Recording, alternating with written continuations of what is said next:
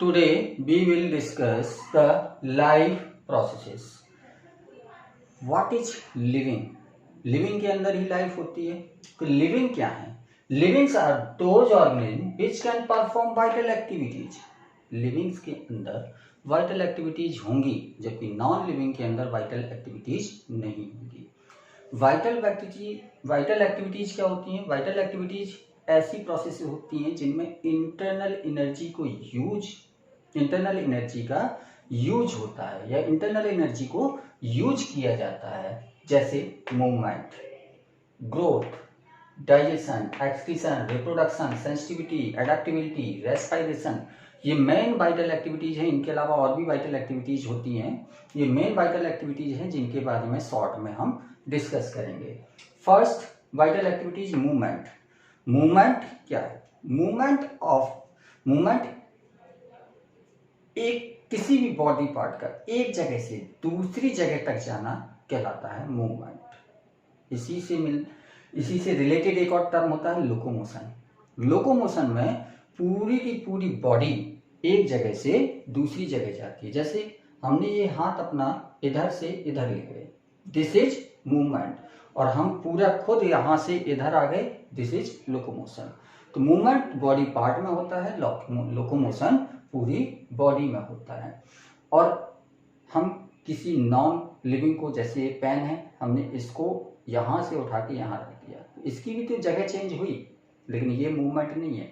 क्यों? क्योंकि इसमें इंटरनल एनर्जी यूज नहीं हुई। और शुरुआत में ही बताया था कि वाइटल एक्टिविटीज जो होती हैं इनमें इंटरनल एनर्जी का यूज होता है। तो मूवमेंट ट्रांसफर है from one place to another. Growth increase in weight or such is called growth. अब बालू का कोई ढेर है, उसमें आप और बालू डाल दें, साइज बड़ा हो जाएगा उसका, उस ढेर का, लेकिन ये ग्रोथ नहीं है। क्यों? इसमें इंटरनल एनर्जी यूज नहीं हुई है। लेकिन अगर हम किसी इंडिविजुअल को देखें, जैसे ह्यूमन के बेबी को देखें, तो ह्यूमन का बेबी धीरे धीरे अपने आप इंटरनल एनर्जी को यूज करके साइज में बड़ा होता रहता है, दैट इज ग्रोथ। डाइजेशन, जो हम न्यूट्रिएंट्स लेते हैं उन न्यूट्रिएंट्स को कि लार्जर मॉलिक्यूल्स को हम तोड़ते हैं, इंटरनल एनर्जी का यूज करते हैं और उनको स्मॉलर पार्टिकल्स में तोड़ते हैं। उसके बाद स्मॉलर पार्टिकल्स का एब्जॉर्प्शन करते हैं। उसके बाद उन स्मॉलर पार्टिकल्स को रेस्पिरेशन के लिए या बॉडी की ग्रोथ के लिए यूज करते हैं। एक्सक्रीशन में क्या करते हैं? इंटरनल वेस्ट मटेरियल को जी, और वेस्ट मटेरियल खासतौर से नाइट्रोजनस वेस्ट। तो नाइट्रोजनस वेस्ट खासतौर से होते हैं, इसके अलावा और भी मटेरियल होते हैं जैसे कार्बन डाइऑक्साइड, एक्सेस वाटर, इनका भी एक्सक्रीशन किया जाता है।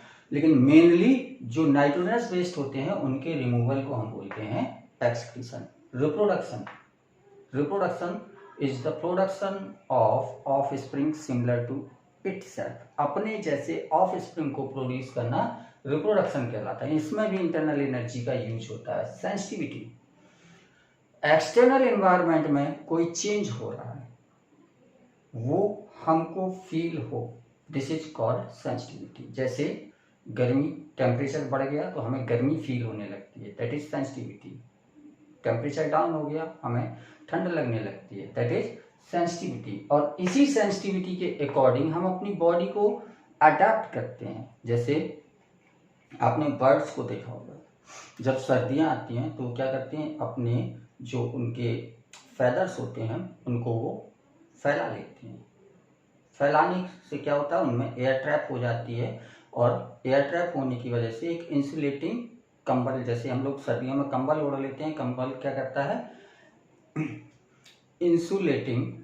इंसुलेशन का काम करता है, मतलब बाहर का और अंदर का टेम्परेचर एक्सचेंज नहीं होने देता है।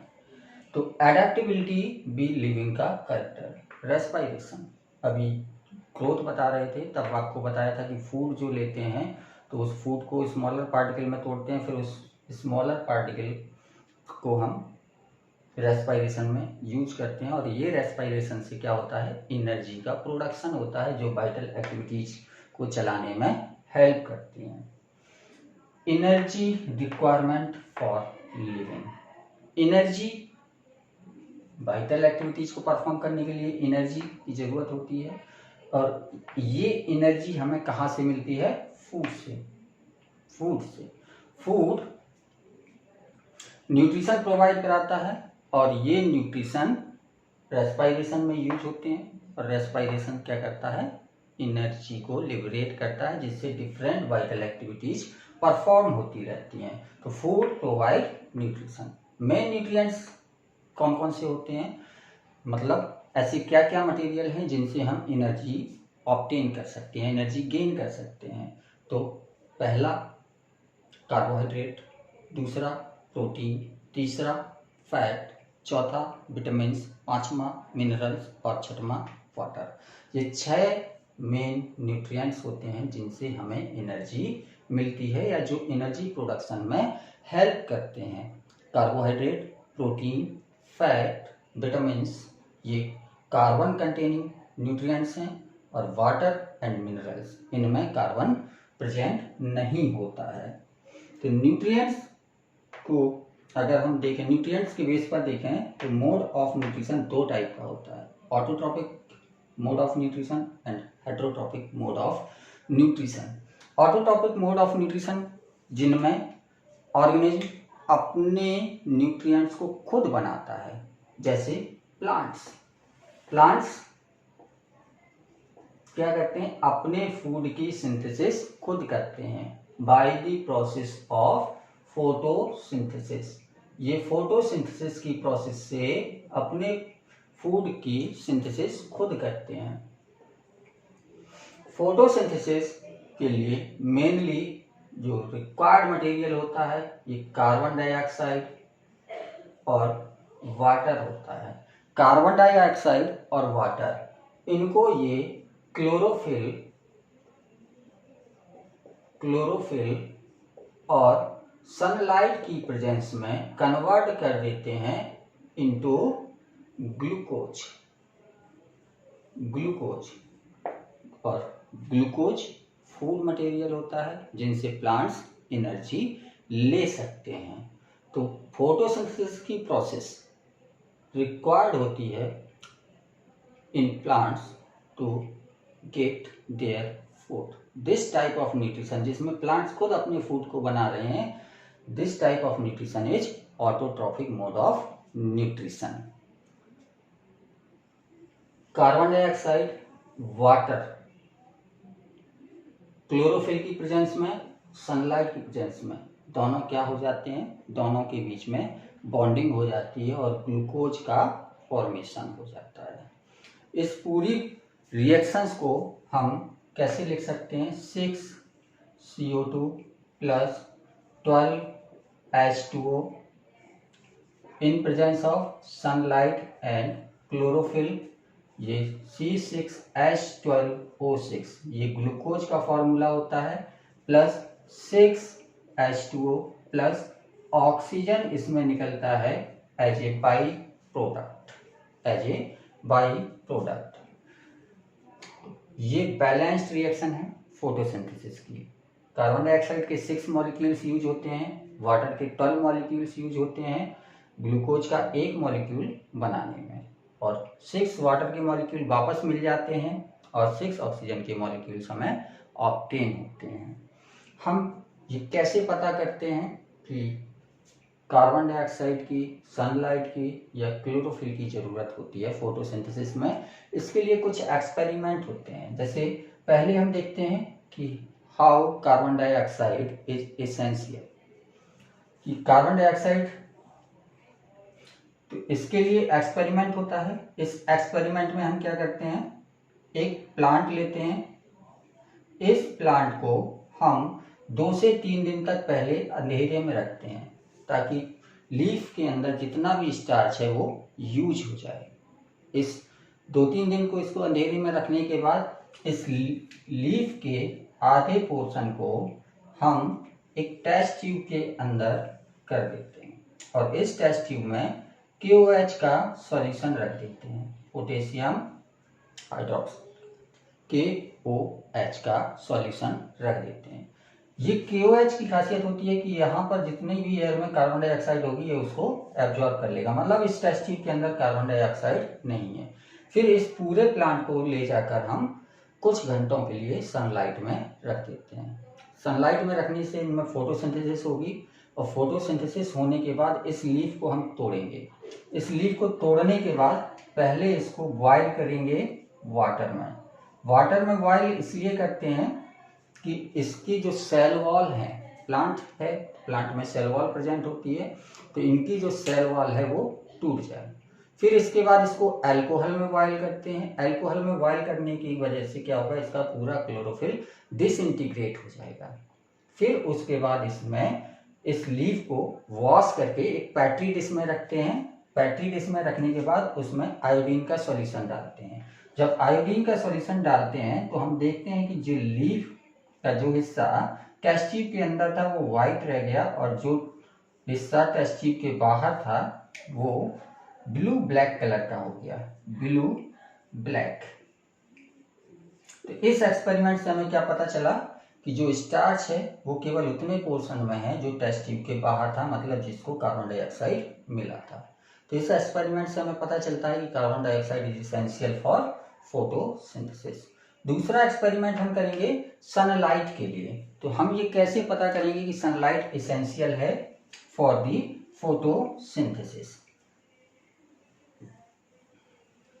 तो इसके लिए बिल्कुल सिंपल सा एग्जाम्पल होता है कि हमने क्या किया, उसी तरह से एक प्लांट लिया, इस प्लांट को 3 से 4 दिन के लिए अंधेरे में रखा। अंधेरे में रखने के बाद इसके कुछ हिस्से में एल्युमिनियम की फॉइल या ब्लैक पेपर से इसको ढक दिया, दोनों तरफ से, ऊपर से भी और नीचे से, और इसको अच्छी तरह से क्लैंप कर दिया जिससे सनलाइट किसी भी तरह से अंदर ना जा सके। फिर इसको कुछ समय के लिए कहाँ रखेंगे, धूप में रखेंगे, फोटोसिंथेसिस होने देंगे। उसके बाद इसकी में फिर वही प्रोसेस, पहले पानी में बॉयल करेंगे, फिर उसके बाद अल्कोहल में बॉयल करेंगे, फिर पेट्री डिश में रखकर वॉश करके पेट्री डिश में रखेंगे और आयोडीन का सॉल्यूशन डालेंगे। तो हम क्या देखते हैं कि जितना हिस्सा ओपन था ये हिस्सा ब्लू ब्लैक हो गया, मतलब इसमें फोटोसिंथेसिस हुई, स्टार्च का फॉर्मेशन हुआ, और जो हिस्सा ब्लैक पेपर से या एल्यूमिनियम फॉइल से कवर था जिसमें सनलाइट नहीं पहुंची थी वो व्हाइट रहा, मतलब sunlight is required for photosynthesis. तीसरा एक्सपेरिमेंट जिसमें हम क्लोरोफिल की एसेंशियलिटी का पता करेंगे, तो इसके लिए हम क्या करते हैं, एक स्पेशल टाइप के प्लांट आते हैं जिनमें वेरीगेटेड लीफ होती है।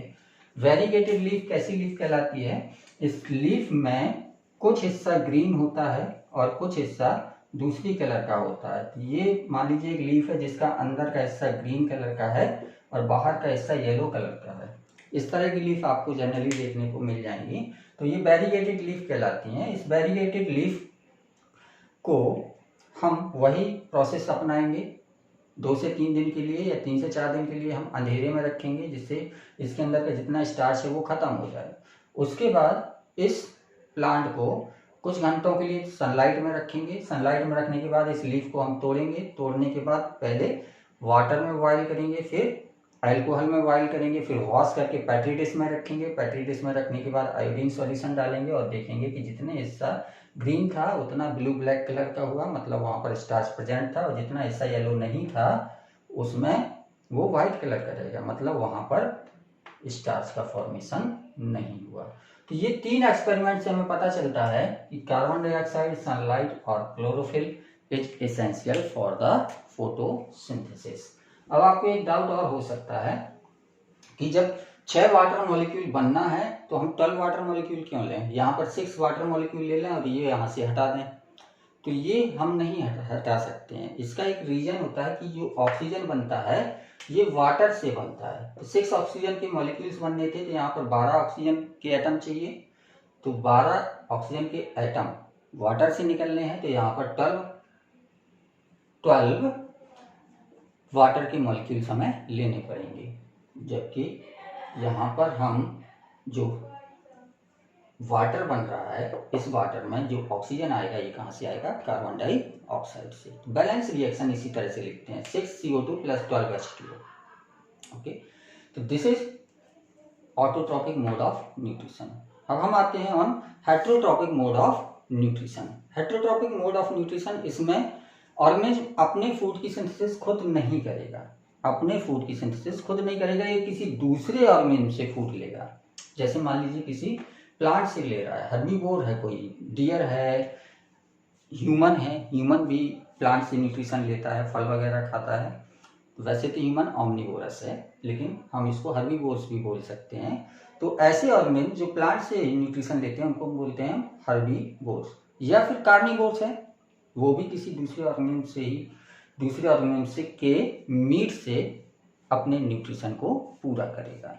तो हेट्रोट्रॉपिक मोड ऑफ न्यूट्रिशन में ऐसे ऑर्गेनिज्म आते हैं जो खुद अपने फूड की सिंथेसिस नहीं करते हैं, बल्कि अपने फूड को वो किसी दूसरे ऑर्गेनिज्म से लेते हैं। और हेट्रोट्रॉपिक मोड ऑफ न्यूट्रिशन को हम 3 पार्ट में डिवाइड करते हैं। पहला होता है सैप्रोफिटिक या saprotrophic mode of nutrition. Saprotrophic, these are those organisms which get their nutrition from dead and decaying organism। ये ऐसे ऑर्गेनिज्म होते हैं जो किसी डेड या डिकेइंग ऑर्गेनिज्म से अपने फूड को ऑब्टेन करते हैं। जैसे फंगस, मशरूम है, ये पेड़ के तने, जो पेड़ आपका बेकार हो रहा है, सड़ रहा है, उस पेड़ के ऊपर उगाएंगे और उनसे अपना न्यूट्रिशन लेंगे। तो ये डेड एंड डिकेइंग ऑर्गेनिज्म से अपने न्यूट्रिशन को ऑब्टेन करते हैं। सैप्रोट्रॉफिक मोड ऑफ न्यूट्रिशन कहलाता है। दूसरा होता है parasitic mode of nutrition. Parasitic mode of nutrition ऐसा न्यूट्रिशन होता है जिसमें एक ऑर्गेनिज्म दूसरे ऑर्गेनिज्म से न्यूट्रिशन लेता है, लेकिन उसको हार्म नहीं पहुंचाता है। ये 2 तरह से होता है, एक्टो पैरासाइट और इंडो पैरासाइट। एक्टो पैरासाइट ऐसे पैरासाइट होते हैं जो बॉडी के बाहर रहते हैं, जैसे जुआ, ठीक। ये सब क्या करते हैं, शरीर के बाहर रहेंगे और खून चूसेंगे, उस खून से अपना न्यूट्रिशन लेंगे। मच्छर, मॉस्किटो जो होते हैं ब्लड सक करते हैं और उसी से अपना न्यूट्रिशन लेते हैं। These are ectoparasites. Endoparasites, ये बॉडी के अंदर रहेंगे और अपना न्यूट्रिशन होस्ट से लेते रहेंगे, जैसे राउंड वर्म, एस्केरिस या फ्लैट वर्म। ये क्या होते हैं, इंडो पैरासाइट्स होते हैं, बॉडी के अंदर रहते हैं और अपना न्यूट्रिशन ऑब्टेन करते रहते हैं। थर्ड टाइप का न्यूट्रिशन होता है होलोजोइक मोड ऑफ न्यूट्रिशन।